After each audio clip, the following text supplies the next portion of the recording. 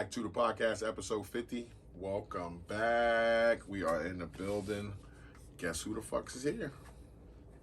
Guess who the fuck is here? Act 2 the podcast, episode 50. I guess she showed up for 50.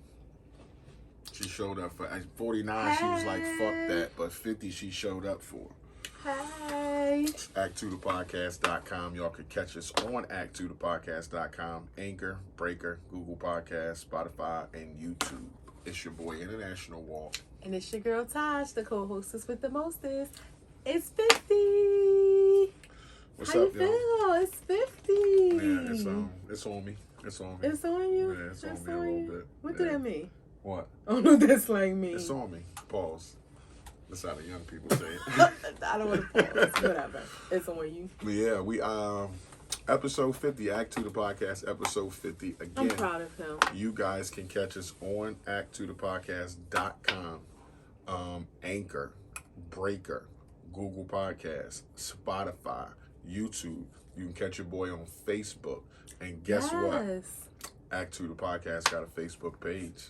Yes. So y'all can go to Act 2 the podcast Facebook page, subscribe to that, and like it and share it and do all that other kind of stuff. And we're going to be coming with some good content there, yep, too. There's going to be a whole lot of stuff there. There's going to be some buttons and some whole bunch of... Maybe we'll do a Facebook Live. I don't know, but the Facebook page is up. I'll show it to you. But it's up. Y'all can go there and check it out. Subscribe and like and share. I'll subscribe, too. How are you? I'm okay. I'm good. No. No. How are you? Let me use my emotion words. I feel. Come on now. Yeah, I gotta get. I'm good. I'm good. Overall, my mental. I'm at an 8. I think no, that's a lot. I'm probably a 7 in mental. Yeah. A lot going on, me and your host, we was beefing a little bit and, we do it. We're on the path to recovery. we always going to be on the path to recovery because we're never going to be perfect, but we're always going to recover. Get off my leg. Oh, sorry. But that's, that and then, some, family drama, some directly affecting me, but some not. So that's kind of at a 7. But I will say, so your mental's at a 7. Yeah, I will say, with the holiday weekend giving me time to rest, I'm sure I'll feel better. And that kind of trickles into work. I'm gonna say work is an 8. A lot is stressful, but it is what it is. What's the finances looking like? The finances are 8 too. Finances always take a little divot during Christmas, but we don't go too crazy. Like we don't allow ourselves to put ourselves in debt. Go into the red because of Christmas. So, but yeah, other than that, I'm good. I'm good. How are you? Okay. I'm good. Mental. I'm about. No. How are you? Wow, that was like a long pregnant pause before that. It's supposed to come way before that. I gotta keep you on your toes. You didn't know when it was coming. Mental, I'm about a 8. Okay. Yeah, a couple of hours ago, we just had being transparent, we just had like a personal therapy session between each other. A good little powwow without the powwow. And sat and talked and hollered a little bit, then sat and talked, but this is where we at. So we, smiling. I don't holler. I don't raise my voice because raising your voice is a sign of aggression. So I feel like when voices get raised, it's like, what's up? We ready to fight? I'm a Leo. I'm a lion. Lions are aggressive. And that's why you have to know your partner. I know he ain't trying to fight, but he does get aggressive. And I have to be Zen Tash. It's like, lower your voice. Lower your mother. Get the fuck out of here. But we don't holler. He hollers. But I will say, can I get a high five? We used our tools. And it ain't always easy to implement tools. Sometimes you forget you got them in your back pocket, but when you begin to take out the emotion and really have honest conversation and listen. It's the part about love that I don't know, episode 12 or some shit back. You know, that I don't. You can somebody that you can love and they love you back, and you know it's all great and you up in cloud nine, and they have the ability and you have Can you the stop ability. tapping it? They have the ability and you have the ability to say or do something that just, you know, just like they can take you up, they can bring you down. And it works both ways. And it just like that's just the part of love that you want to do without. But I guess it's I ain't gonna say it's necessary, but probable. You know what I think is you're right. It's not necessary, but we're human, so it's probable. What I will say is this. Holy shit, I was right. That one time. Let me mark that down. Yeah, mark the date that one time. Right. What I will say is this. And you know, we never try to tell people what to do. We just give our opinion. But in this case, I'm going to tell y'all what to do. You have to. It's okay. It's almost like for me, I don't understand how as a human you can walk around Earth not believing in God. And we know the God that I believe in. I am a Christian, but I'm not even saying what God you have to believe in, or you know, but just walking around just free balling it in the world yourself without any guidance from anybody. That's scary to me. That it's like driving without a seatbelt with no doors on your car. Like that's scary to me that people can do that. I relate that to being in a marriage. I think everyone has to go to counseling. Now, the amount of counseling that you need may vary. If you're going through a difficult time, you may need weekly sessions. If you know you just kind of like balancing through life and you kind of go through some ups and downs more frequently, then maybe bi-weekly is helpful. If you good, you coasting, you know, y'all might have a spat here and there, but it ain't nothing, you know, serious. You might be able to do monthly sessions. I think in some cases, some people may just do touch bases where you may have quarterly if you're really doing good, and finances play a factor as well. But I think it is essential to go to counseling, and if only for the simple fact that you learn tools that when shit comes up, you gotta know what to do with them. Because let me just say this, without those tools, I clearly see how people walk away from marriage. It gets hard. It ain't no surprise to me that the divorce rate, it used to be 50%. I think it went up. I am not surprised by that at all. But a lot of that, again, is because when you get married, you're coming to the table to merge with somebody else, and everybody got their own individual shit.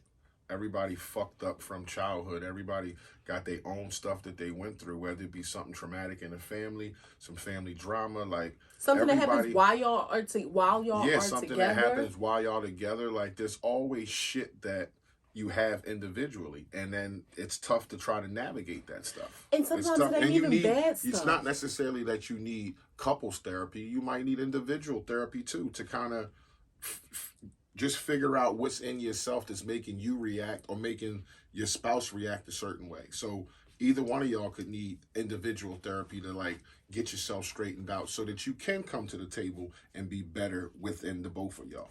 Yeah, and it may not even be like something in most people's lives. We got some trauma, some baggage that we carry, whether it's before or during the relationship. But it's just as simple as, guess what? You a year older or you're 5 years older, and you change. You become different people. So who you married 5 years ago, 10 years ago, Lord knows who you married 20 years ago. It ain't the same person. And without those tools and learning how to cope and navigate through life, it makes it a lot harder. Like when you hear about stories like Steph Curry's parents, what was they married like 40? Well, he was cheating though. Del Curry was cheating. Okay, so maybe that's a bad example. But I get what you're saying. Like people that's be together for 25 years and you wonder how all of a sudden they just split up. I don't wonder that no more. Most of the time, it'd be like, all right, let's just make it through raising the kids. Yeah. And we already have a plan that, 8, 9 years from now, we going our separate ways. But when this kid go to college, it's a wrap for us. Yeah. It could be 30-year anniversary, whatever. Like, we already decided we've done. And, but speaking of that, did you see Megan Good? And I know we talk about 3 grams and this ain't one of them, Megan Good and her husband. And it almost makes you think, right? Because when I think about us, what I think is one of the most important pieces of our relationship is that we're friends. Like, you're my friend. We were friends before anything. Well, we was kind of lovers and then friends. But anyway, we was brother and sister. But had to get that in there. But on a serious tip, we're friends. And it makes you think to yourself, right? I believe that God, doesn't believe in divorce once you're married. But you think to yourself, as my friend, we're going to work it out. Because I know you would be sad without me. I don't want to see my friend sad. I don't want to see my friend hurting. Now, not at the sake of my own happiness, but as long as it's something that you haven't beat me or cheated or anything like that, I think we're going to work it out. Only 2 reasons why you should get divorced is infidelity and abuse. Anything else... you should probably try to work through it. Yeah. But at the same time, you think to yourself, if you are friends and you see that you're really unhappy, do you then decide, let's walk away and be friends because you're my friend and I don't want you to be sad? It's like 6 in one hand, half dozen in another. I think if you're friends, then you know what it takes to make each other happy.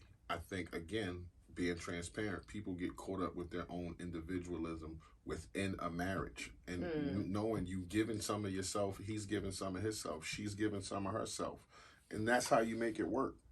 That's how you make it work. Y'all got to walk together as individuals, but as one. However oxymoronic that sounds, that's the union. But it doesn't sound oxymoronic as much as it just sounds duplicitous. You really have to lead a double life, but not a double life that dishonors your marriage, because you are your own person. Right. But you're somebody's husband, you're somebody's wife. So this takes priority, but these 2 people have to prioritize themselves as well so that they can be the best that they can. Right. You can't just function over here as an individual and function when you want to within the union. Like, no, that all has to coexist. You got to be able to break apart when you have your time and this person has their time and be functional. And then when you come together, you got to be functional. Not like, oh, I'm such an individual as a man, I can't function with you. Or I'm such an individual as a woman, I can't function with you. Like, then you're not really friends. Yeah, and I again, we ain't no marriage experts. We know what works for us. Like, I see people comment on stuff like, okay, let's say if I didn't like your locks. Like, I just disliked locks. Like, as my husband, you wouldn't want to have something that I dislike. Like, I know I wouldn't have locks. Right. I know there's certain things, whether it's hairstyles or looks and stuff, that you just don't like. Like, I'm not going to shave my head because I know that's not something he's attracted to. No. But you do have some people in relationships that's like, oh, this is my hair, my body. To each their own. Yeah. But if it's forsaking. Now, I don't want to say forsaking, but if it's at your husband's displeasure or your wife's displeasure, it makes you think, why would you do that if that's not what your husband is attracted to? Or why would you do that if your wife is not attracted to that? It's just about giving a little to get a little. That's all. You got to give a little to get a little. And I want my wife to look at me and be attracted to me, not she don't like locks. Why the fuck would I grow locks? Like, that's just dumb. And if she know I don't like small head, bald head, why would she come home with her head shaved and be like, you don't want to have sex with me? Like, no, I don't like your head. Like, that's just, it's be the same. Like, you can't expect that shit. Like, I want to do what I want, but you still got to be who you want to be. It's like, no, you're putting a monkey wrench in the whole situation. And we know you got some people, some men might be like, I don't care what your head look like. Yeah, but that's those dudes. But I don't even really think they care that much. You can't get wrapped up in your own individualism where you can't be in it with your partner. And you can't get wrapped up and wife. And you can't get wrapped up in what other people do in their relationship because your relationship is different. So again, not telling anybody what to do, just giving some insight and transparency into us. I just want peace and love. I would like for everyone to experience the love that we have, even on a greater level, because it really is a beautiful thing. And I know I don't want to hold this up, but I had a conversation with somebody about I had posted something that said like, y'all can say what y'all want about marriage, but I love being somebody's. I kind of tweaked it to it says I look forward to being somebody's husband, but I said I love being somebody's husband. I mean, I love being somebody's wife. And somebody was like, it's interesting you say that, because I was having this conversation and somebody, another woman was saying she has no interest in being married. And I'm like, to each his own.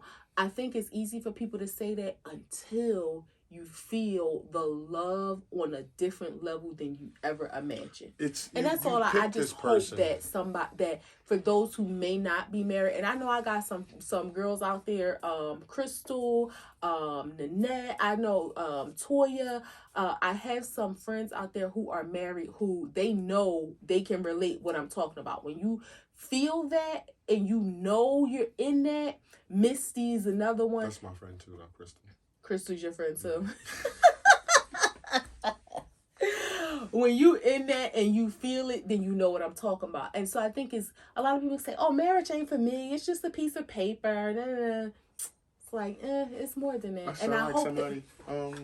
I was the first to say, right. We have been together for 20 years. I'm like, let's just sign this paper so I can change my name. Like, what's gonna be different? Everything. Mm-hmm. Yep. All right. What's your wows and woes for this week? You want to start with your wow or your woe? My wow. Wow is Christmas vacation. Got some time off. Christmas vacation. Be home, chilling. Got some things to do. Some plans. Yeah, good Christmas vacation. That's always good time off. Yeah. And a staycation is always good too. You don't always have to be out somewhere. What's your woe? My woe is my presents better show up. I'm lacking some presents. From some delivery companies out there. Y'all better get y'all shit together. Get my gifts in. When this airs, then it'll they better have been. That's a problem. So that's my wows and woes. What's yours? So my wow, I had a Friendsmas celebration and it was a good time. Are you hating? What? I heard a mumble, a chatter. Some people have Friendsgiving. In my life, I don't really have friends that are of the same circle. I have friends from different pieces of my life, and some of them know each other. There are some that overlap, but I know a lot of times people have Friendsgivings where it's like this big group of friends where everybody's friends, they get together and do stuff. That's not my story.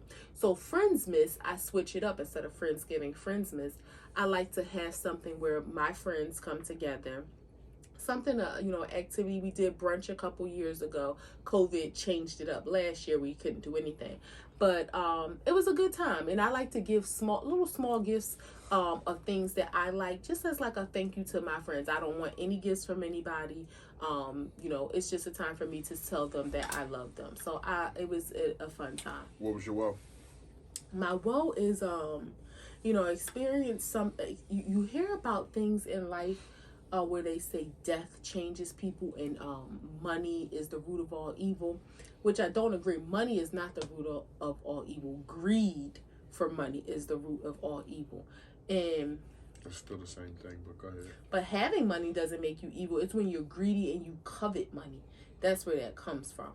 And just, I've been, this is not directly towards me, but it's been, a situation that I was made aware of just going on. And some people that I love, feelings were hurt, just people turned against them. And that was like a whoa, like literally like a whoa, like some Lifetime movie stuff you hear about. And then you see it in real life going on. And it's like, whoa, people can be cruel. But God sees it all and he fixes it all. So that was just literally like a whoa, like. Wow. Y'all got wows and woes out there. Pearls. Drop them in the comments. We always want to know what your wows and woes is. They're very important. You got to celebrate your wows in your week, your Monday through Friday, and acknowledge your woes so you maybe don't make the same mistake the next week. So drop a comment. Let us know what your wows and woes is. That was ours. Yep.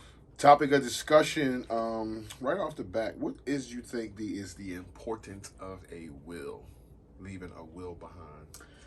The importance of having your paperwork right, having your being at a certain age, it's like, I think, a lot of people might say 40, or when you get married, whatever age, that could be 35 or younger, but you want to, even when you get married at 30, I don't think you think about wills until you get like 40, like 10 years in, or have kids and things like that. But you need that stuff to be in order, your paperwork to be right, your wills to be secure and locked in. So, people don't show them true selves.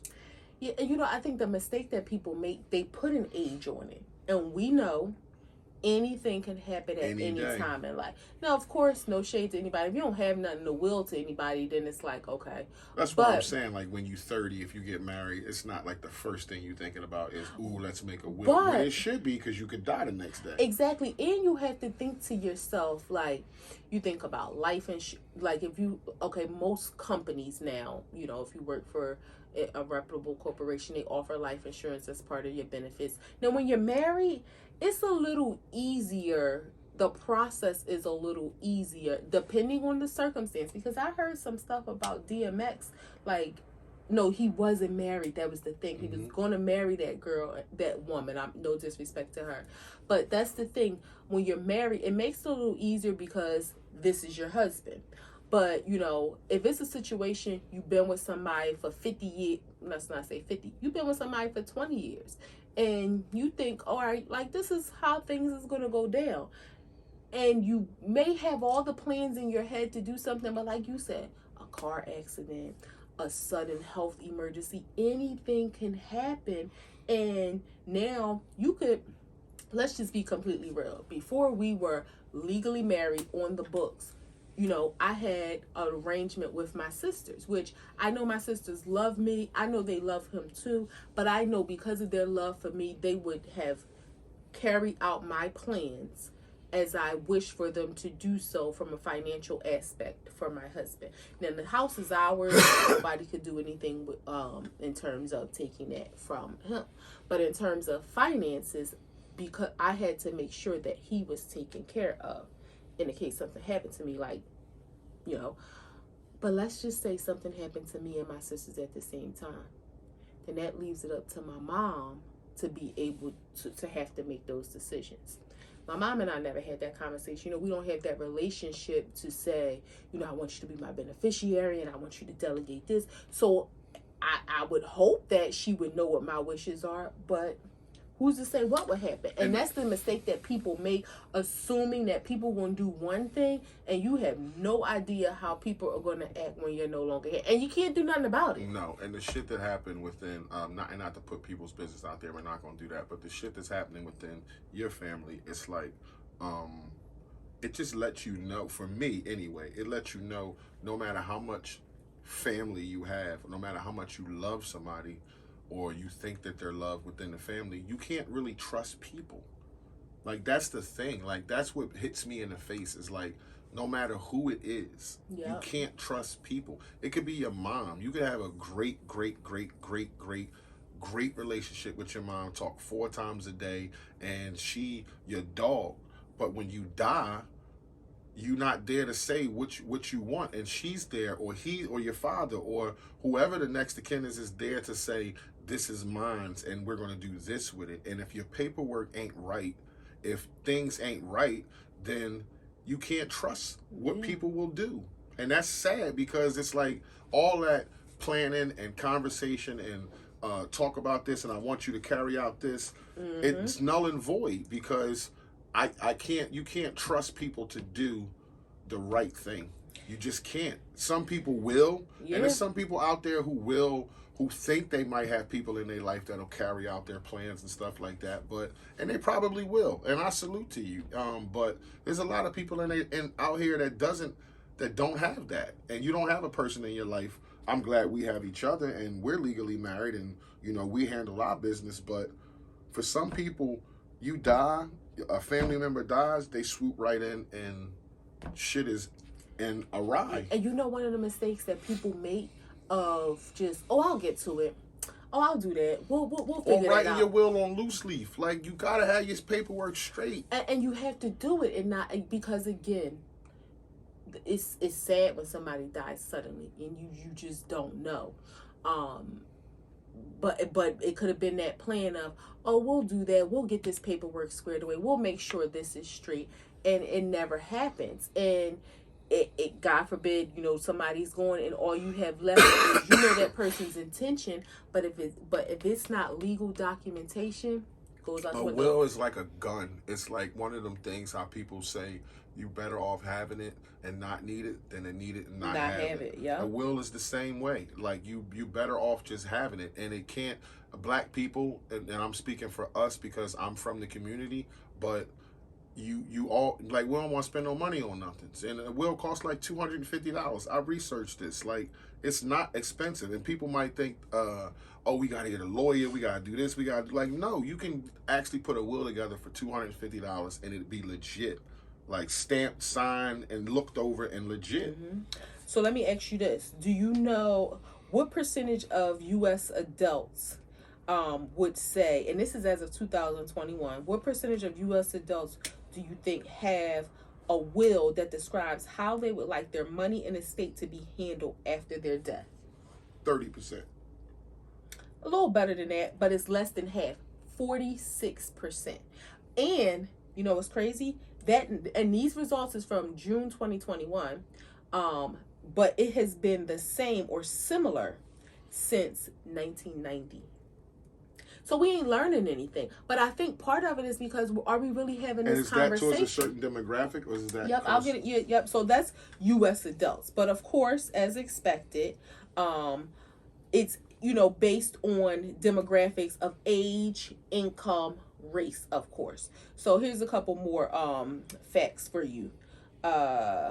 So as might be expected, Americans aged 65 and older are most likely the subgroup to have a will, with just over 3/4 of them saying that they have one. So about 75% of adults 65 and over. So U.S. adults in general is only 46%. And I was thinking a lot of older people will have a will. 75% of adults 65 and older have a will.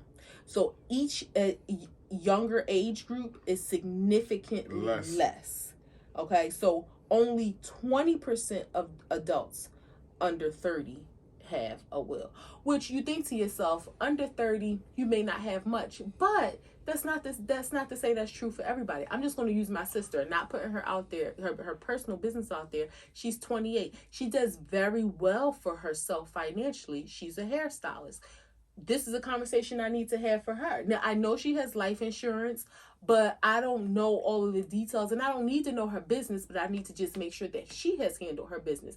We're in this society where we've talked about how this younger generation have been really geared towards more entrepreneurialism. Mm-hmm. So as they're creating these businesses and making money and doing well for themselves, we need to have these conversations with younger people, because so many people think, oh, will, like, I'll handle that when I'm 50. Like, I ain't dying no time soon. They think that's some old people shit. Yep. They think it's something from the 50s. It's some old people shit, and it is what it is. And it's just not like that. Like, you leaving your wife, you leaving your kids. Like, what if your brother and your parents have died and your brother is the next of kin and he didn't get along with your wife that much and you die? Like, now he coming in and swooping or just putting a monkey wrench in the mix. And well, I mean, if it's your legal spouse, it's no equivocations about that. But if you had a long-term partner, then yes, it goes to your parents if they're still alive, or a sibling. Or you think about this situation, let's say you're single. You don't even have a spouse or partner, anything like that, and you were really close with your siblings. And in your mind, that's how you wanted funds to be allocated. Maybe you weren't that close with your parent, and guess what? Your mom or dad is going to be the ones that make that decision. It's a shame. In death, people will do some drastic stuff. Like, I've just witnessed it, and it's movie stuff. Crazy. It's bad, and that's another reason why the LGBTQA community, IA community plus LGBTQIA plus community, they wanted to have same-sex marriages, because you having these long-term partners, you want to be able to leave somebody something. You want to be able to attach yourself and be like, this person gets what I worked my whole life for. Like, this is my loved one. So you got to have that shit in order. Yeah. And of course, like we can expect, upper income Americans, they're much more likely than lower income Americans to have a will. And of course, there's differences by education and race, with greater proportions of college graduates and white Americans than college non-graduates and non-white Americans. That's not anything unexpected. Unfortunately, that those are conversations that are had more so in white American households than it is for us, because one of the things too we have to think when we talked about tracing generations, for a lot of us, generations before tracing trauma, but through generations. We talked about the differences in generations. A lot of our generations before us didn't have anything to really leave to us anyway. So a will wasn't a conversation that they had.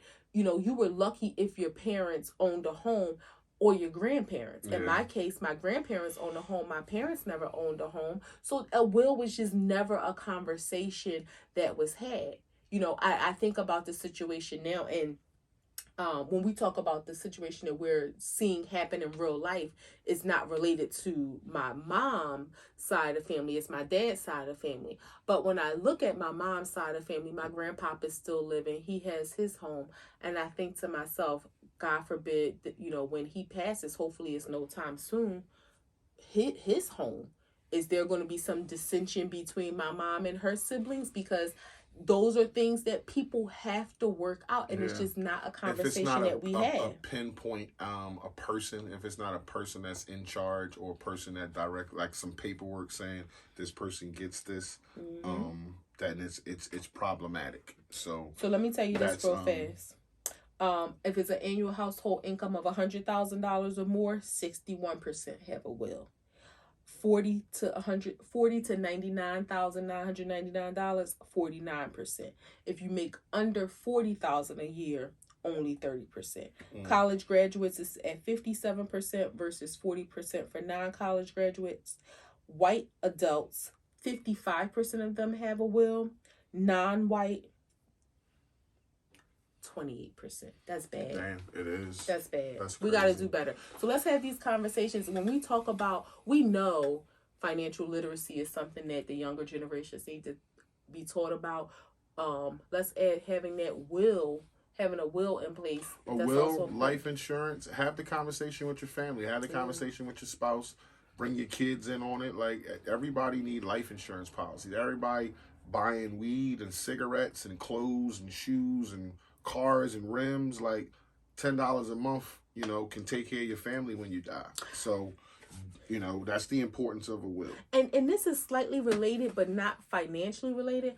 Also, if y'all don't know about an advance directive, look that up too, because that talks about how your healthcare decisions in the case that you become incapacitated. Again, if you have a long-term partner, but y'all not legally married, y'all could have all the conversations in the world that you want.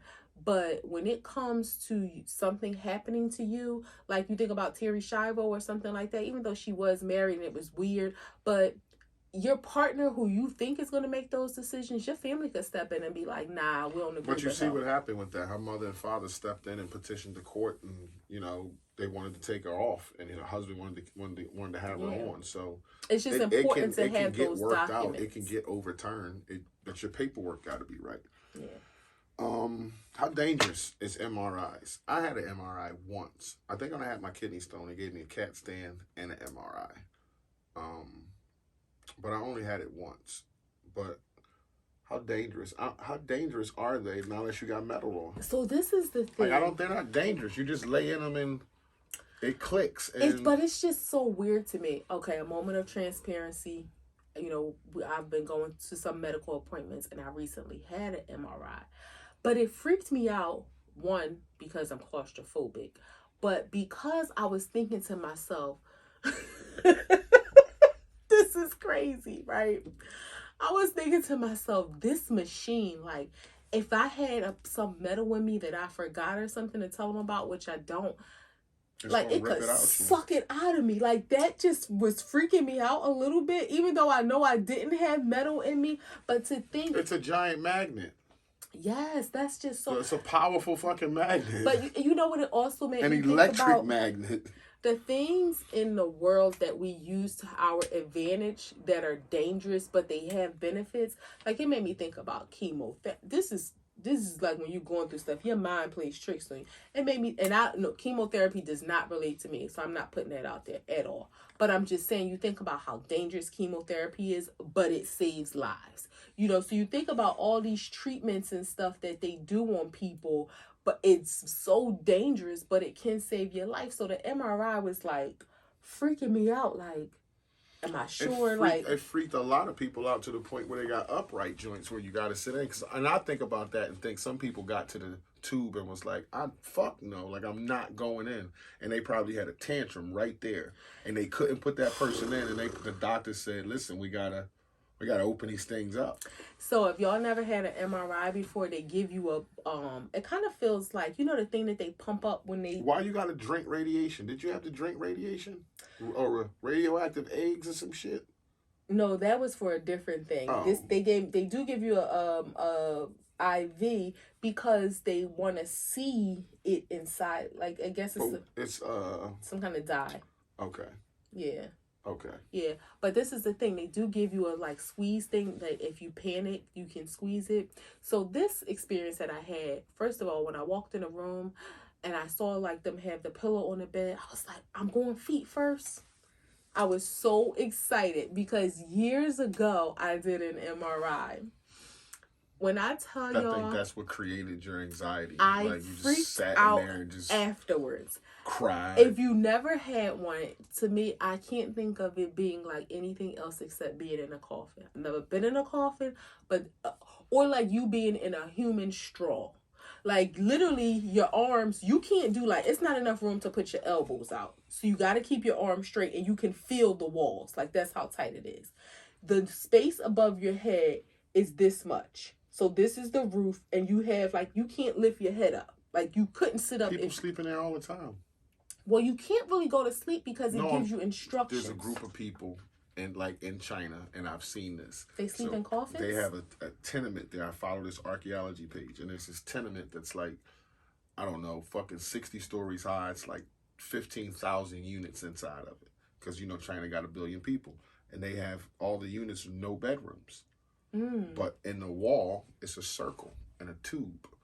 And at night, when they get done, they slip in the tube, and that's how they sleep. It's closed? No, it's an open tube. Like if this was a circle, and it stuck out, and it was 6 feet deep, I could slip in there, and all you see was my head. Okay, if my head can be out, then I'm fine. So my head would be right here. You come and walk in the bedroom, you'd be like, "What are you doing in the tube?" It's like, "I'm time to go to bed." If my head can be out, I'm fine. But that time when I went, my head was not out. So I'm laying there, and then they're telling me like, you put headphones in because it's so loud, but you can hear them talking to you like, you're breathing too hard, you're disrupting the images, breathe a little softer. So now I'm laying there like, and they would tell me you're snoring. Then I'm like panicking. So I get out of it, I sit in the chair and I cry. She has a fucking meltdown. The lady, she's like, "Are you okay? Were you hurt?" I'm like, "No." I call him. I'm so mad. And I'm like, "Why didn't you come with me?" What was he going to do? I don't know. But I was, it freaked me out to the point where I almost canceled this appointment coming up because my mind was like, I'm not going to be able to do it. But I'm happy that I didn't. Yeah, they're not dangerous unless you got jewelry on or a ring or some shit or a plate in your leg. Then they probably wouldn't give you one. But they're not dangerous. It's freaky. And it made me think about being claustrophobic. Like, phobias. With people out there, what phobias do you have? Drop those in the comments. We'd like to know if you have any phobias. And you just mentioned claustrophobic. Is that a phobia? Yeah, claustrophobia. Okay. Do they got to be diagnosed?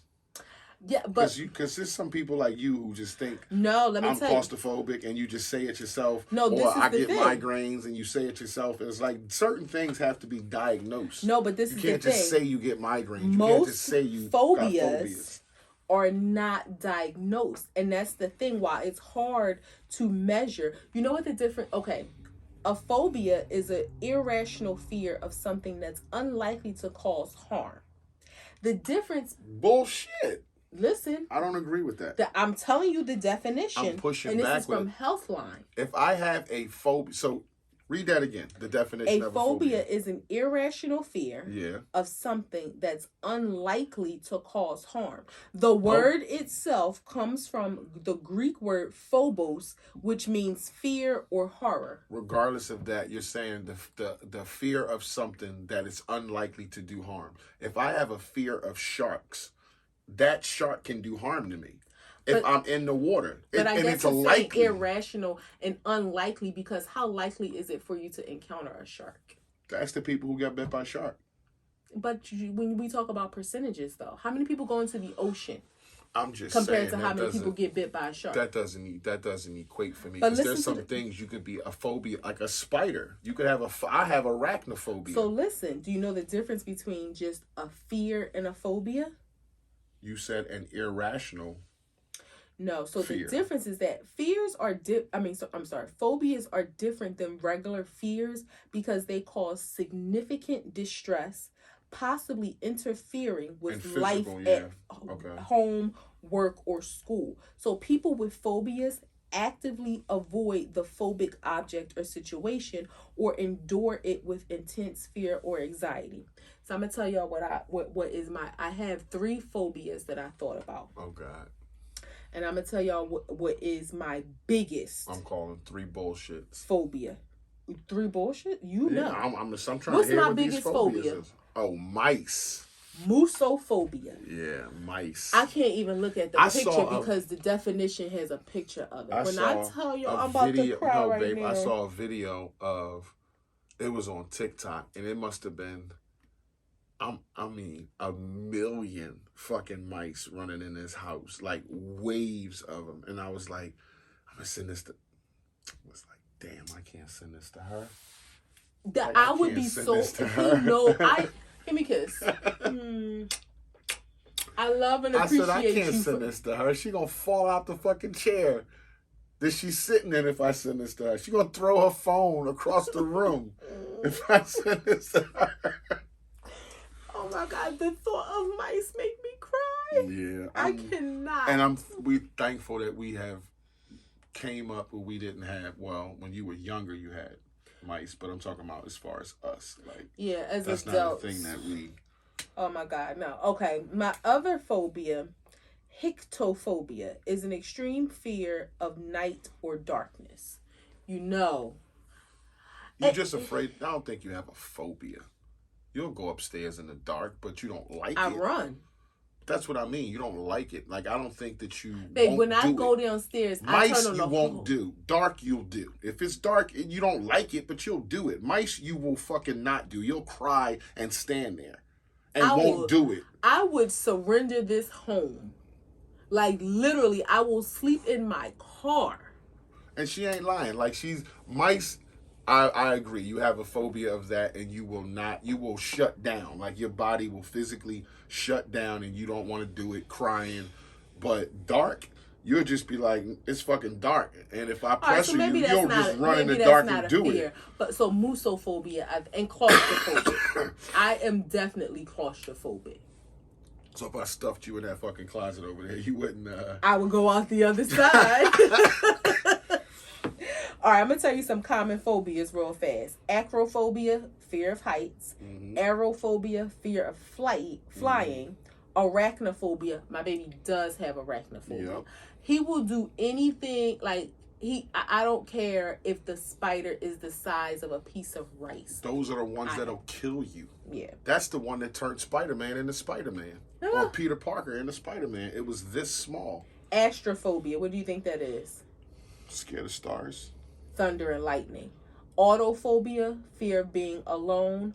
We know what claustrophobia is, confined or crowded. See, I'm not afraid of crowded spaces. It's confined spaces. I feel bad for the people who have agoraphobia, who's scared to come outside. Hemophobia. Did you hear me? Yes, I didn't get there yet. Oh. That is fear of blood. Mm-hmm. Hydrophobia. Fear of water? Yep. Ophidiophobia. You may not know what this is, but it's common. Ophidio. I don't know. Fear of snakes. Okay. Yeah. And here's some unique... Oh, I'm sorry. One more. Zoophobia. Zoo? animals. Okay. A couple unique phobias. That's fucked up. You scared of animals. Like, it's animals everywhere. Like people. Electrophobias. It's 8. I'm sorry, no, I said that wrong. Electorophobia. Fear of chickens. Onomatophobia. Onomatophobia. I would do that to a person. That's so mean. You're afraid of onomatopoeias? Fear of names. Oh. Paganophobia. Fear of beards. Really? Yep. Pogono. I would phobia. love to walk up on a person with paganophobia. Like, what's up, bruh? You'd be like, ah!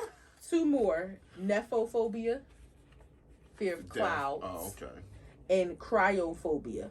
Tears? Fear of ice or cold. Agoraphobia was one of the first phobias I learned about early. Susan Sarandon was in a movie. I can't remember what it was called, but she had agoraphobia where she was afraid to go outside. Yeah. And Sheila was like that in Shameless. And Shameless, Sheila. That's Joan Cusack. Yeah, Joan Cusack. Yep, she couldn't. She would tie bed sheets to her and fucking come outside. Let's do some Christmas stuff. How much money spent on Christmas? You mean You're average? talking about a husband, wife, boy, and girl. Okay, husband and wife with 2 children.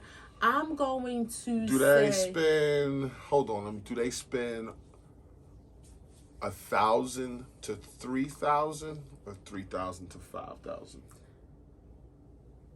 on the whole family? I'm gonna Husband, say wife, girl, boy. 10, 15. I'm gonna say 1,000 to 3,000. Okay. Yeah, I mean, of course that depends on your financial status, but I'm just thinking average Americans. I would think 1,000 to 3,000. Mm-hmm. Is that right? I would think so too. Oh, I thought you had. I thought you had some facts. Yeah, I would think 1,000 to 3,000. Okay. You know, that's one But thing. what do you think the average is? Like, what do you think? What do you think a girlfriend and boyfriend buy each other for Christmas? Like, you've been dating 6 months, 8 months, and y'all just like heavy boyfriend and girlfriend. No more than that. But and Christmas comes up, and I would say it's probably, you're at the point in the relationship where you gotta buy a gift. But I would say it's probably the usual. You know, a couple outfits, maybe some footwear, cologne, and maybe a piece of jewelry. I think that's like piece of jewelry in 6 months. Not nothing serious. Maybe a pair of earrings or maybe a watch. You know, not nothing like on one knee, but I think, you know, something, or it may even be like costume jewelry in the sense of like Pandora bracelets or something like that. But for a man, Alexis and Annie, yeah, Alex and Annie, yeah, or like a woman buying a man a watch. So yeah, I think that's kind of like the usual Christmas starter pack. The starter boyfriend girlfriend pack. Yeah, or maybe you got to add a little bit of pajamas in there too. You 40 years old, so you had for this. You can speak about this 4 times. What was your best gift by decade? 10, 20, 30, 40. My best gift? I can't. Well, yeah, I can't remember that. But if I think about what I would have wanted, so at 10 I would say Barbies. Like I can't remember the specifics, but I know. Damn, you don't remember 10? I don't remember like the best gift. No. You don't remember? Okay, okay, that's fine. Yeah, right. no. I'm just saying you would think that I would 10 think would be old enough to. Yeah, I remember that. Like what I had at 10. No, I would think in general it would have been Barbies because I was a huge Barbie fan and my mom really bought me, like I would have everything, like the Barbie soda shop, the Barbie RV that opened up and was a swimming pool. Like I had everything. So I would say Barbies was my best gift then. At 20, 20 was a hard time. Probably just some dollars. No, I was like, I was in my street phase. Stripperish. No, It sound kind of hookerish, like some dollars. No, I didn't mean it like you was that. about that I meant life. like money, but no, really, I was in a different phase in my life. Probably like everybody a was polo until, like, your 20s. sweatsuit. No, I'm in a different phase than I am now. I was You talking about as far as what you lifestyle. wanted? Okay. Yeah, I probably like a polo sweatsuit and some Some Timbs. Gap sweatsuits. Yeah, like some. I wasn't really into sneakers, but probably some Timbs and a sweatsuit. It was wintertime. Like, yeah. I think go ahead. What's 30? 30. 30, that was during our reign. You bought me some amazing gifts, but I could never remember at 30. I remember my 30th birthday gift, but hold on, you don't remember a gift I got you on Christmas and you were 30 years old? That was 10 years ago, babe. And this ain't like, this is kind of giving you your flowers. You buy me amazing gifts every year, like. Every year. I'm sure you probably you always buy me very nice footwear. You probably got me a nice pocketbook, and some clothes. He buys the best bras and panties. Ladies, if your husband, you gotta teach him how to go bra shopping for you. Cause he goes and I be looking for the clearance stuff on sale, but the bra, a panty got to match with every bra, and he'll get like 6 sets. But no. So I know my 30th birthday gift. You bought me my beautiful diamond key, but I don't remember the specific gift that you got me. 40. Okay, that was Christmas that just passed. Was that? Wait, Jesus, this is, so that was Christmas 2020. Okay, I was thinking that was 2019 when you got me my fur coat. So Christmas last year. Wow. Dead air. Yeah, that is, I gotta come back to that. This is fucking 6 months ago. Yeah, like 12 months ago. You do a good job at buying me great gifts. Wow, my best gift. Oh no, I know what pocketbooks. You got me 3 really nice pocketbooks last year for Christmas. All right. Yeah, you got me something. 3 really nice pocketbooks. So at 10, what was your favorite gift, or what was like the gift that you knew like that was what you would have been into in that? A remote control car. I would have. I probably would have killed somebody. Jeez, it was Christmas. I know. I probably would have cut somebody's leg off for a remote control car when I was 10. Did you ever have one? Yeah, I got this RC white and blue remote control car, and it was the shit. When I lived in California, right? We had these remote control cars that ran by gas. You were like what, 6, 7? 6, 7, yeah, something like that. And we had these remote control cars that ran by gas, and they went like 40, 50 miles an hour, and they were bad as shit. And like over here, they just got store-bought cars. Okay. So it's not the ones you gotta go to a hobby shop to get the ones that run by gasoline, and they like thousands of dollars. So I think I probably might get one in my, like in a midlife crisis or something. Just you never get me a know. remote control car that run by gas and be out in the street like doing donuts and shit. But 10 years old, yeah, I wanted a remote control car bad as hell. 20, probably wanted a gun. Yeah, probably wanted a gun. Man out the hood, but not the hood out the man. 30, that was in our run. Now, you sit here and tell me you remember what I got you for Christmas when you were 30. In 2000. It damn sure wasn't them big ass shoe spreaders you got me 2 years ago. I digress. I don't remember what you got me at 30, but I remember it was a good Christmas. I know you got me leather jackets. Yeah, you got me Murano leather jackets, brown and black. That was at 30? Yeah. You sure that was that year? And that was Christmas, yeah. Yes, sir. Yes, sir. You got me brown and black leather jackets. I mean, you wore them for a while, too. Yeah, I did. The black one a lot. Mm-hmm. Yep. Then I ripped that bitch. That was soft, too. I put a hole in that son of a bitch. 40, it was a gift to myself being in this fugitive state and going through with getting a lawyer and all that stuff and having my freedom. That was not 40. That was 40. No, that was not 40. What was that? Oh, that's right.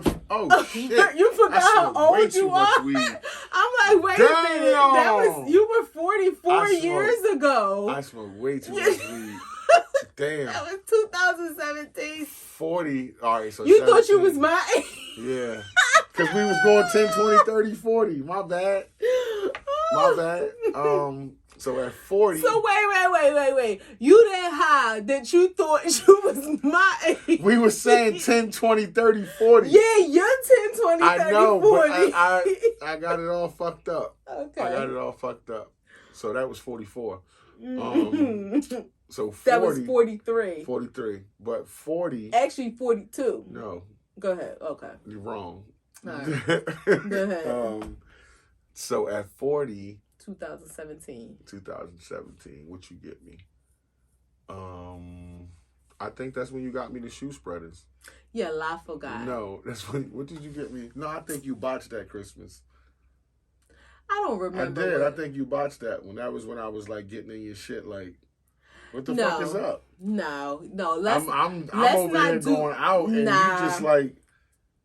Nope. Trimming me up with these little bottles of cologne. Like, what's going on? Follow on the play. Like, what's up? What's going on? You have always had an amazing Christmas, okay? Yeah. We did have one Christmas, right, where we told ourselves, we're not gonna get each other. No, we went shopping together and we said, look, instead of you spending money and you spending money on me spending money on you, we're just gonna take the money. You buy what you want. I buy what I want. We went shopping. Okay. Came home with the stuff. Christmas morning came. It was like, so we don't have nothing to, like, we got everything we wanted, but I bought it for myself. You bought it for yourself. It was like we ain't do that. Yeah, let's not do this no more. So that was the only, and then a couple years we opened like one gift on Christmas Eve, but we didn't really stick to that tradition. But, so I love just creating traditions, like, but it can't be forced. We're not there yet. Okay, but I know we'll get there. It can't be forced though. Right. So tell us, what are some of y'all holiday traditions? Like, what's something? Not there yet. Okay, but it's okay. What's your top 3 Christmas songs? All right, but you gotta be flexible. Like, I'm just saying, what's your top 3 Christmas songs? This Christmas by Donny Hathaway. Okay. Mary, Did You Know? And it's a lot of Marys, Did You Know? You didn't let me finish. Mary, Did You Know? And there's 2 versions that I really like. The Braxton's version and CeeLo Green. Like, and sometimes I like one more than the other, but I can't really pick. Like, they both are different but amazing. And my third one, this has been one of my favorites since I was a little kid, in a weird kind of way. I Saw Mommy Kissing Santa Claus. I used to always want my mom. A goddamn whore. She was kissing Santa Claus and she had a husband. And Mike was going to tell Daddy. What? You missed the whole point of the song. Crazy? Daddy was Santa Claus. Mike didn't realize it. So he said, I saw Mommy kissing Santa Claus. I want to tell my daddy. Because he didn't know that, he thought Santa was real. That's what you interpret out of the song. I interpret she was cheating. No, he thought Santa was real. He didn't realize Santa was his daddy. You thought Mommy was a whore. So if Santa was real, why would he think Santa was his daddy if Santa was real? No, that's the point of the song. It's like, as an adult, you listening like, oh, look at that little kid. I didn't think that. I thought, damn, Mom is fucked up. No, that was the whole point of Mike being naive, thinking Santa is real. Well, that went over my head. Yeah. Mommy was a whore to me. And he didn't realize that Santa was...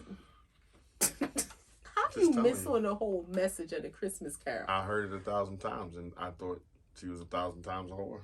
Oh, God. What's your 3 faves? This Christmas, Donny Hathaway. Mm-hmm. Silent Night, Temptations. Of course. I like Blue Part. Mm-hmm. And third would be What Do the Lonely Do? You always sing that song, and you ain't lonely at Christmas. What do the lonely do? At Christmas. It's such a cruel song. What do they do? What do they do? Be lonely. That's such a sad song. Some people are lonely, though. Nobody wants to sing about it. Favorite Christmas movie? Oh. I was good. National Lampoon's. Yeah, you always Christmas Vacation. Like that. I was going to say, if I go traditional. Home Alone. Yeah, if I go traditional, I would say Home Alone. More modern would be This Christmas. That was good with Loretta Devine and Chris Brown. That was good. So those would be like. Was Best Man around Christmas? No, but they did a Best Man holiday. Yeah, okay, that's where I'm getting that from. Because I thought Best Man was around Christmas. The second one, they did a Best Man holiday. But yeah, so I would say Home Alone for the more traditional Christmas movie. Even though some people say like that's not but it definitely is. What? Some people say Home Alone is not a Christmas movie. Who says that? It was on Christmas. It's a Christmas tree. They went to Paris for Christmas and left them home 3 times. How the fuck is it not a Christmas movie? Yes. Like, that's the most. So I hear people argue about Die Hard not being a Christmas movie, but fucking Home Alone, that's the #1 Christmas movie. That would be my. It starts out with jingles and shit and like lights and stuff through all the credits. Like, how's that not a Christmas movie? That would be my most traditional, and then This Christmas would be the more modern one. Yeah, that's some bullshit. You know what else you watch? Charlie Brown.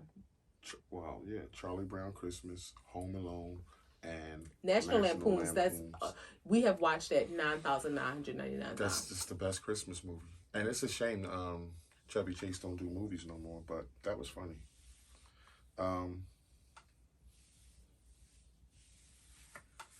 Dead air. You like Pollyanna?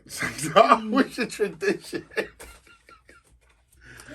What's our tradition? People, what are your traditions out there for Christmas? What do y'all do since you started your families and had your kids and got married? What do y'all do to start your tradition that is in or going to be in your family? Drop it in the comments.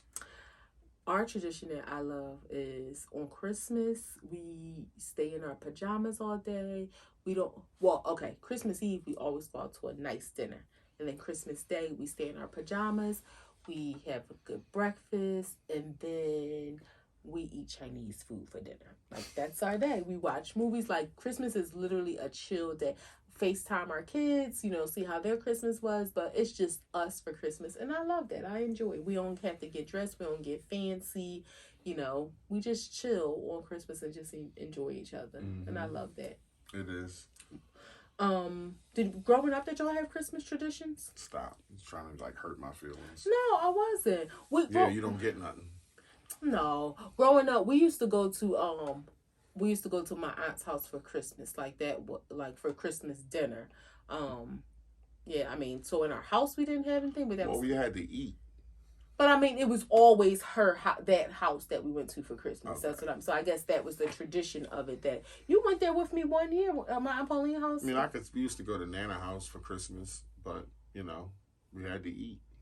Yeah, well, we didn't rotate. It was that was the Christmas dinner. That was the house for Christmas dinner. Pollyannas, do you like them or dislike? I don't like them. And do you ever get a good gift? Or do you get a shitty gift? Like, on average, if you've been to 10 Pollyannas, what's the average? Good gift, bad gift?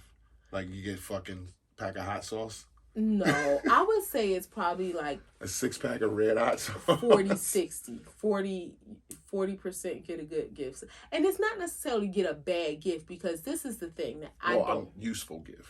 But this is the thing I don't like about Pollyannas. I don't like when people give money. It just takes if people say, oh, it's a $20, buy a $20 gift. I've had, I got Pollyannas where somebody took a $20 bill and wrapped it around a candy cane. And $20 is $20. Like, okay, it's good. I got $20 now. But you want the allure of a gift. Yeah, that's what I hate about it. So one of the things that I did at my Friendsmas event that I had, I told everybody, and I told them at the last minute on purpose because I want everybody to be creative. Bring a $5 gift. You don't gotta go out your way. Well, everybody gonna go to Five Below. It does. I don't care. But it was bring a $5 gift, no cash and no gift cards. But people did get creative. Somebody bought some kind of champagne holder thing. Somebody else bought like these really good hand sanitizers that smell. It was like 2 different varieties that smell amazing. So people they were up for the challenge and they got creative, which I liked. But that was my thing. I didn't want to like break people's pockets, but it was just like, okay, have a small little gift exchange. But I don't like when people give cash or gift cards. It's just like blah. I don't like Pollyannas. I always got a bad gift. I've only been to like 4, and I got 4 useless gifts. Like what? Like one year, I got a 6-pack of red hot sauces.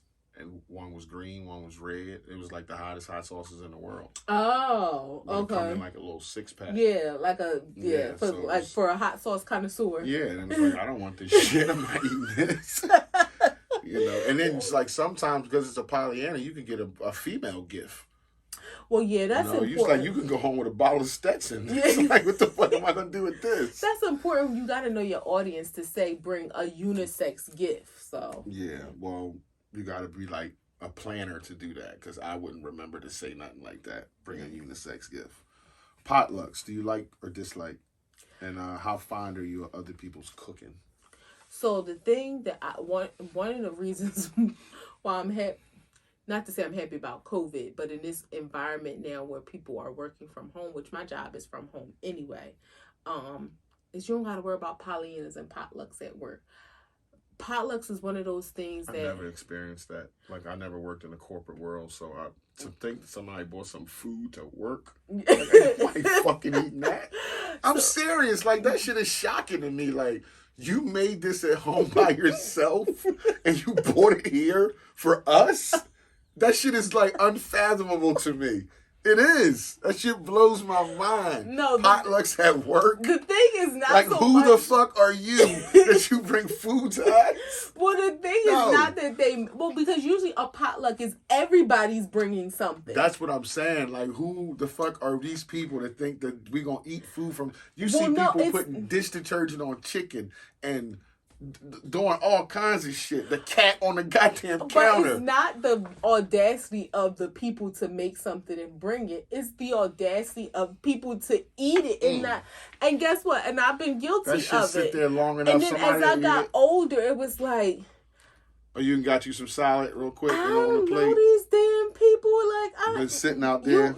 And now it's funny because I think it was I don't remember got some macaroni salad sitting out there. I don't remember which job it was, but what we started doing is we would collect money, right?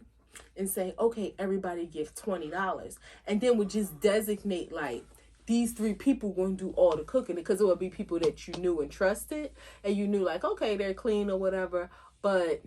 yeah, as I got older, it was like, I'm cool on the potlucks. And I'm happy that now, you know, without people working in the office, you don't got to worry about Pollyannas or potlucks.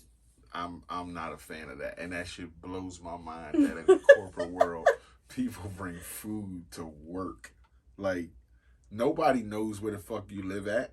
Nobody know where that came from, what the ingredients of that shit is. You just bought it here and like, here, y'all, eat this.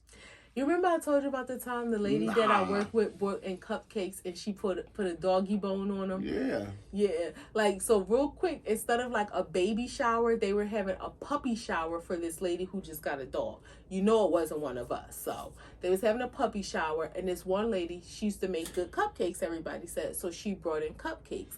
As the decoration or the cake topper, she put milk bones on top of all of them. Like the little... things that look like a cookie, but it looks like a bone. So I remember looking, and I'm like, wait, it say milk bone. Because at first, everybody thought, oh, she got these little cookies that look like a bone. It's so cute. And it's like, no, it says milk bone on it. And I think I told Toya or somebody, it was like, she got doggy biscuits on the cupcakes. That's fucked and up. She admitted, she was like, she had the box. Because I think she brought the box in, and when she put the minis. She had the box of doggy treats that she set on top of the human cupcakes. That's out of pocket. Like, what in the world? Now, how don't you punt? Man, look. It was like, oh my God, you're not going to eat them. You can just take it off. Ma'am, you had a doggy treat on the cupcake. That's fucked up. What's your beef? My beef is COVID or Marion. It's like, nah, the Omicron. It's just fucked up that, New York shut Broadway down. ATL, a place that's been open for the whole COVID, now they got mask mandates, and people just need to get back on their shit, start wearing their masks, because it's about to happen again. It's about to shut down just like it did before. It's wintertime. The flu, quote unquote COVID, all that stuff is out there, and it's just going to be another fucked up situation where they shut it down. Some stuff going to close. They're going to make some restrictions on flying again. Some countries going to be like, fuck no, you ain't coming here again. We're going to have to wait for that. And that's just what it is, because some people getting COVID every day. I don't know if the deaths is up, but I know a lot of people are getting it every day. And yeah, that's my beef. So if you out there, don't take it for granted this time. It's the second time around. Get your mask, get your hand sanitizer, get stringent about it again, because this is the time period where people get sick, and already they shutting shit down. They shut down Broadway. Again. Like, damn, like Broadway. Once they shut that down, it's like New York about to shut itself down again. Yeah. So I'm going to go kind of tied to what you're saying, but in a different direction. My beef is this. Why hasn't the government given us more information to say, you know what? I know they want to push this vaccination. I know it. I get it. It is what it is. And a booster. But why not give more information and say, hey, if you lose weight, if you increase your vitamin D intake, if you exercise, if you 4:30 it get dark. It's cold as a motherfucker outside. Okay, it is what it is, but I'm saying they even throughout the summer, like, they haven't given us any of this information that could help improve your immune system. They haven't had any discussions. Dr. Oz, you out here running for Senate office and saying that they handle COVID incorrectly. Dr. Oz, have you promoted improving your health? What the fuck Dr. Oz do? I'm asking. I'm taking up. Dr. Oz got years of telling us to do good stuff for our body. Specifically related to this, has he given a direction to say, look, these are some things that you can do? And not saying to not get, even if you got the vaccination, because as we are finding out, the Omicron variant, as they say, is kind of, it's you still can get it despite I don't want to say it's beating the vaccination, because I don't know. No, the Omicron is not as strong as the Delta and the first one, but it spreads faster. Okay. It's more airborne, so it'll light a bunch of people up quick. But if you're vaccinated, your symptoms, you'll be asymptomatic or mild symptoms. Yeah. My whole thing is to the government: stop trying to pump everybody with drugs and help people to improve their overall health. We know you got to make money, but let's help people improve their lives in general so that we can be here to see the end of this thing. Mm-hmm. 3 grams. Nene leaks. I told somebody today, I was talking to my friend, and if something happened to you, and you heard this because of who we talk to, but I feel like I'm in a season in my life where I wouldn't remarry either. Like, I couldn't replace you, and I wouldn't try to, and I think my love runs so deep for you, I would be doing a disservice to somebody else. Like, I could not be with anybody else and not see your face. So I would think I'm at an age now where I probably would just be single the rest of my days. Oh, baby, are you getting emotional? A little bit, yeah, a little bit. It makes me a little bit sad to think about shit like that. I mean, that's heavy. I mean, it is, and you know what? Nobody wants to be a widower or a widow. Like, that's just heavy. And I know some people got mixed emotions about it. Appreciate y'all comments, and a lot of people a few people were saying, she probably was waiting. You don't know what their relationship was like, so she probably was waiting for him to pass and just doing the right thing by, giving him a place to stay, taking care of him, because that is your husband. But you don't know where their relationship divided before that. Right. And one of the things that I think, not that I know a lot about her life or their life, only what I saw, on television, but he was sick for some time, and we grown, so we can talk real talk. I think he had prostate cancer. Mm-hmm. So that, of course, affected their sex life. Mm-hmm. But she was still there doing her duties, carrying out her duties as a wife. We don't know how long she went without having sex. Right. And there was no indication. There has not been any indication that she cheated on him. This new relationship that she's in is after her husband's passing. But we don't know how long she sacrificed to be there for her husband and take care of him. Now, I did read that he said that he wanted her to be happy. And I think that's a respectable thing for him to say. But it's sad when people say, oh, how's she with somebody already? Her husband just passed 3 months ago. But like you said, we don't know what the status of their relationship. That could have been done a year ago. But she was just physically there to take care of him and respecting him by not being, because if he'd been sick for years, she could have been stepping out while he's home, bedridden, and there was no indication that was going on. I just think it's unfair. But people, one of the things that I appreciate about her, she know what she getting into when you're in the public eye, and she said, I just want to be happy, and you gotta respect that. I don't think that being in another relationship, God forbid if something happened for you, would be the furthest thing from my mind. I think just I would feel like this determination to carry out, if I could even carry myself to the next phase of our life, but carry out the things that we talked about and dreamed about, and upholding our legacy despite you being here and not bringing somebody else into the I don't know, it's just, I can't even fathom it, because I would feel like even if you weren't physically here, you're here. Right. So it's I just wouldn't been too even, much time. Like, it's tainted. Like, it would be, like, no way would, I would feel like, I just can't have somebody else in my life. And like you said, I would be doing somebody else a disservice. Yeah, like this place in my life is for her. Whether she's not here or not, I don't have anything to offer you. Yeah. Like, zero. And it wouldn't be fair to you. You're never going to get all of me. Like, all of me, like, you're not going to get none of me. Like, I have zero to give you. Yeah. So just, let me be. And I don't even want to give you anything.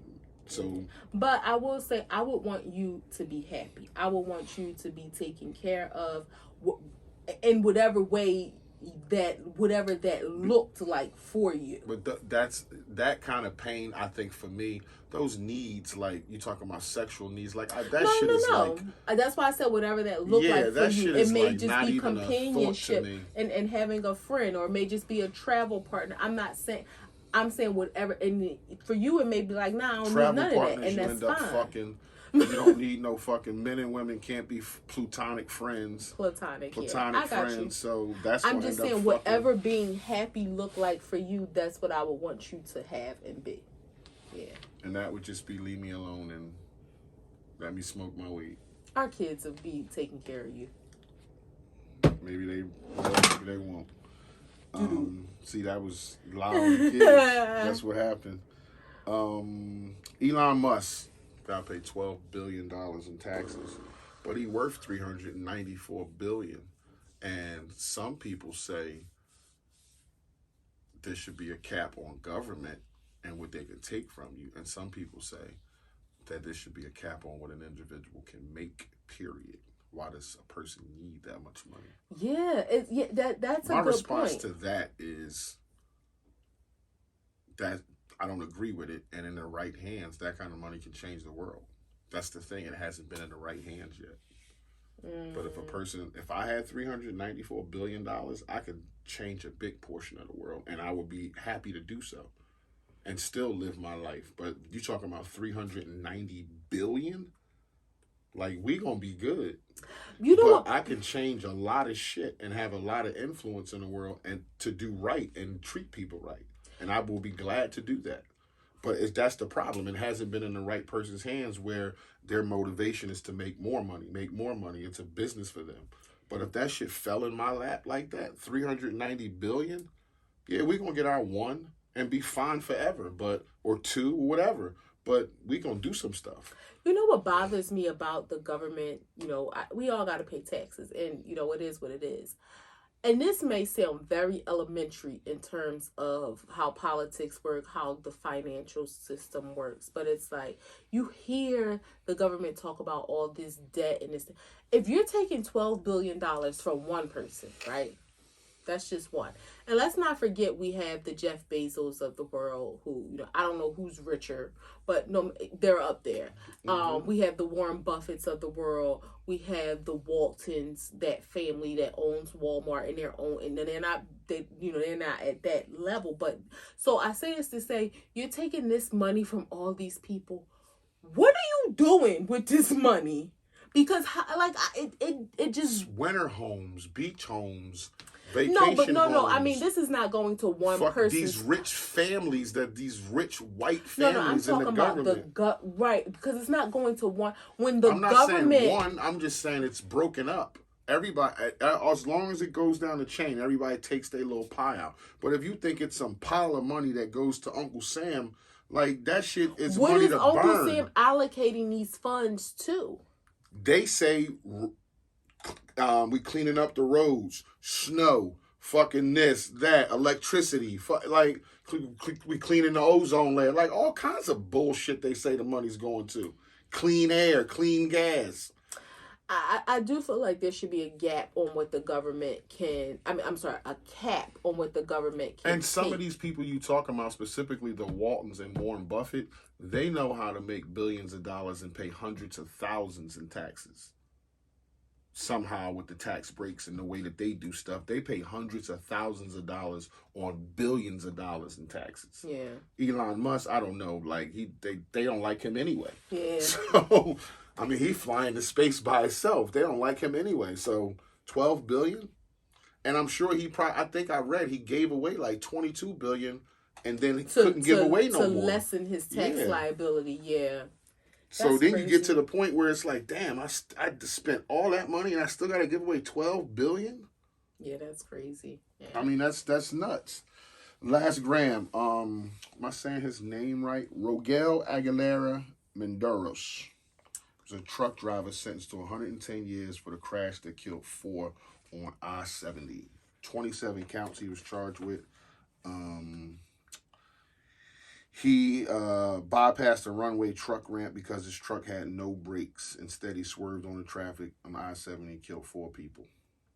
One of the things I read about this... Hold on. I initially thought it was drunk driving, and I was informed that it wasn't. There was no liquor or nothing like that involved, and it was more of a company issue, truck having bad brakes, or I don't know if he owned the truck, because a lot of truck drivers own their own trucks, and he didn't put brakes on his own truck, or the company's truck didn't have brakes on it. And I know you was mentioning something about a lot of these companies make you go places and have this thing called forced dispatch.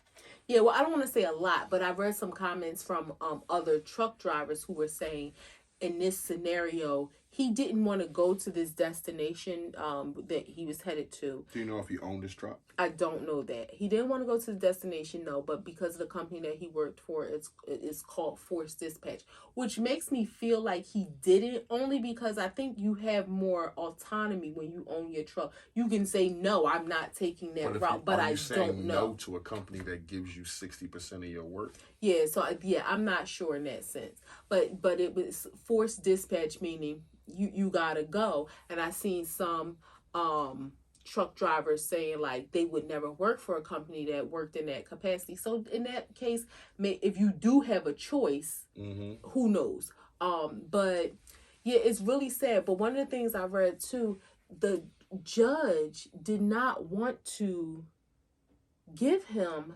100. He got 110 years, but it was because of Colorado state law of mandatory minimums that he had to, and that was the minimum sentence he could get, because I think those 20. Well, no, the governor has to override it.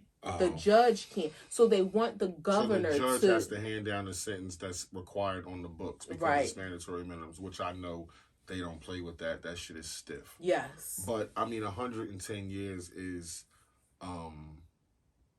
excessive. You have rapists. That's what I mean. It's people, it's pedophiles out here. It's men who rape women. You have people that purposely killed people that didn't get 110 it's people years. that are brutal murderers who are out on the street after 25 or 30 years. So to give somebody 110 years that had an accident clearly is a law that need to be changed. Yeah. Clearly is a law that need to be changed. Does he need to be punished if 4 people die or 4 families torn apart? Yes. But the punishment should fit the crime. And that kind of shit is just outrageous. And I say that with a soft heart because God forbid somebody kill my loved one, how I would feel. And I hope that in my heart that I would understand that it was an accident and this person didn't maliciously come out to kill the person that I love. And that this accident caused this person to die. I hope I would understand that. But 110 years for a truck accident. It wasn't reckless driving. He didn't fall asleep. He wasn't speeding. Yeah. Like, it was a malfunction. Like, that's so sad. One of the things that... And I think that that information, it matters because if he owned his truck, they're going to say, then you're responsible for the maintenance and all that shit. Yeah. But if it was a company truck, then that shit's supposed there should be some inspections. Yeah, like, that shit's supposed to be good when I take it on the road. So, I mean, that information matters. Yeah, one of the things that I saw that it made me proud for him, you know, in an unfortunate situation.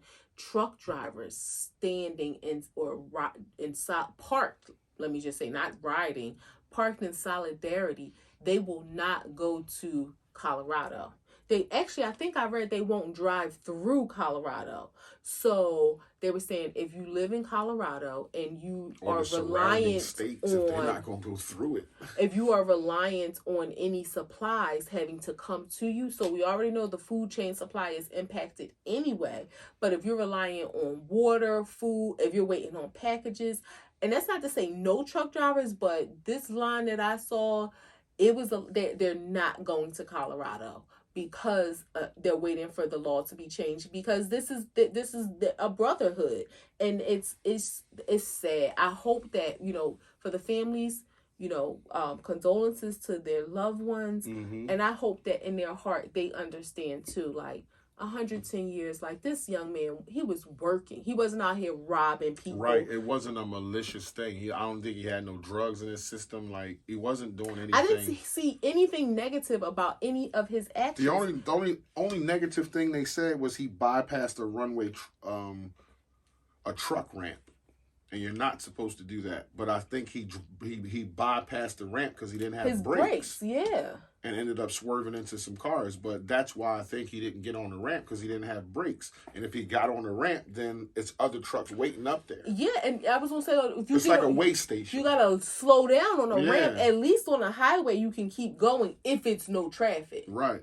So I think, that was the situation. But, 110 years, y'all got to, these laws got to have human elements to them, where it's like, okay, we let rapists walk out of jail in 10, 11, 9, 7 years.